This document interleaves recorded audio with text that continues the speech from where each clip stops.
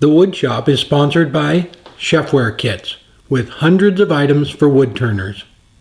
All right, welcome back everybody. I'm starting a brand new feature on my channel. I'm going to be doing 2 videos a week now.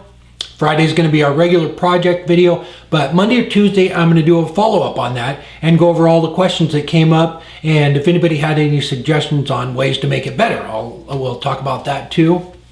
And I'm also going to be featuring a woodworker or wood turner every week. So this week I'm featuring the Drunken Woodworker. And he's only been doing woodworking videos for about 6 months, but he's got some projects up there, some nice boxes and things that he's made. He also does a weekly wrap-up show where he goes through and watches all the woodworking videos on YouTube and picks out a few of them that he likes and shows you those. Last week he did a good one. It was on how to sell your woodworking projects at craft shows or on Etsy. He's got some great tips on how to sell on Etsy, how to set up displays. So I definitely go check out his channel. I'm sure you would appreciate it. And there's one other thing I wanted to talk about, and it was promoting free woodworking videos. There is a lot of work that goes into putting these things together, and there's a lot of people out there producing them on a regular basis. Everything from filming, editing, planning the projects, answering comments and questions. It's just a lot of work, and the best thing you can do is let them know you appreciate it. Leave a comment, give them a like, share their video. You never know who's going to see the video and be inspired to get into woodworking or wood turning. I've been woodworker since I was old enough to walk. My grandpa had me out in the shop pounding nails into a 2x4, and I didn't do much turning actually. I walked into a friend's shop about just over 20 years ago, and he had a oak and walnut clock hanging on the wall, and that was it. I went home and tried to put together a lathe out of an old motor, and 2 weeks later I found a used one and bought it, and I've been turning ever since. So you just never know who's going to see the video if you share it and be inspired to get into it. So, and it really lets the creator know that you appreciate what you're doing, what they're doing. So, all right, so let's take a look at this kiln here.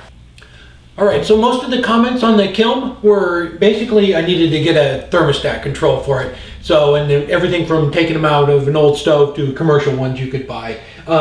They have somebody mentioned a ceramic heater because the light bulbs aren't going to be available for much longer. A couple people emailed me, said they don't have anything in theirs. They dry pin blanks in the door, and somebody even put some pictures up of a dishwasher they converted into one.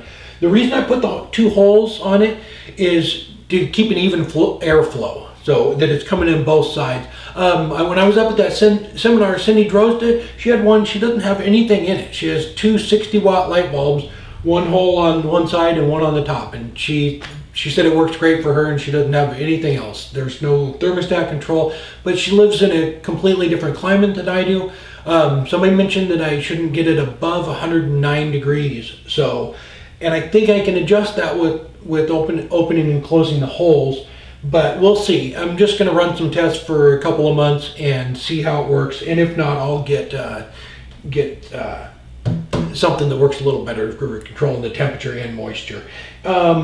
And the reason I used a freezer, I don't know, any place else, but around the U.S., these things are pretty much free. You have to pay a fortune to haul them to the dump, so you can get them off of Craigslist. People be glad to, if you wanted to haul it away. And they're already insulated and ready to go, so you don't have to build a box and insulate it.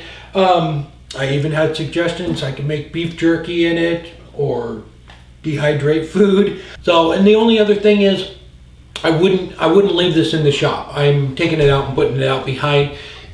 With all the moisture that's going to be coming out of it, I don't want it rusting tools and causing mold problems or anything else. So I wouldn't leave them in the shop. Maybe if you lived in a super dry climate, it might be all right. But other than that, I will run some tests and we'll see how it works. But as always, thank you for watching, and I really appreciate it. Take care.